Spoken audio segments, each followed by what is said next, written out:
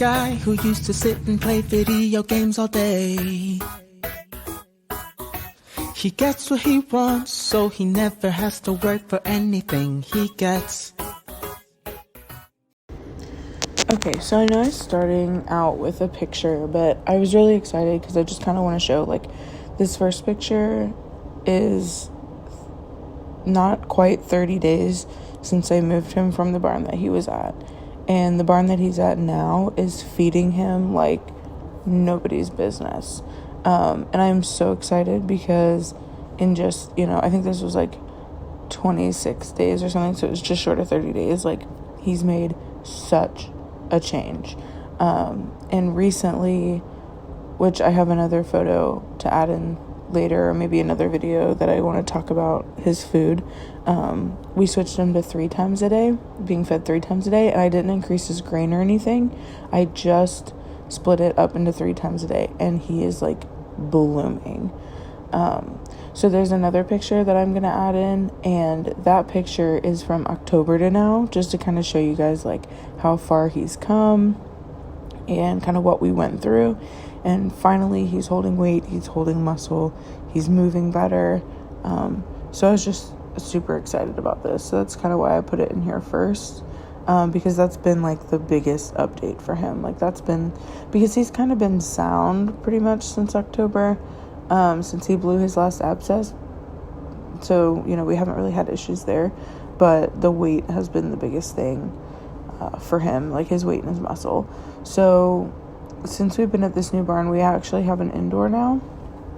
And so I've been really working him consistently. I do like every other day, like I ride him and then I lunge him the next day and then I ride him, etc. And he gets like a day or 2 off each week. And it's really been helping to build his top line, relax him. He's been moving like into the bit, into the contact, and doing some fun stuff like that. So this next clip that I'm going to put in here is him just trotting around, and I think he's looking a lot better, but I wasn't completely convinced with his movement. There was just still something kind of off. So I started to get the chiropractor to come out more regularly.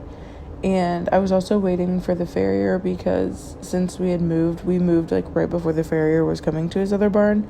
So he kind of got a little bit behind on that. So I just wasn't super in love with the way he was moving, but he was definitely moving better. As you can see, I free jumped him and he did fantastic.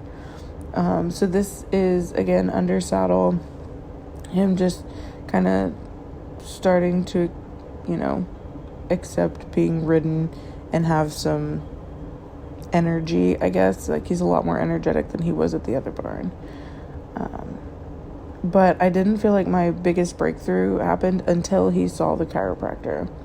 So this next clip, this was him being ridiculous. This was how he moved to the left or to the right.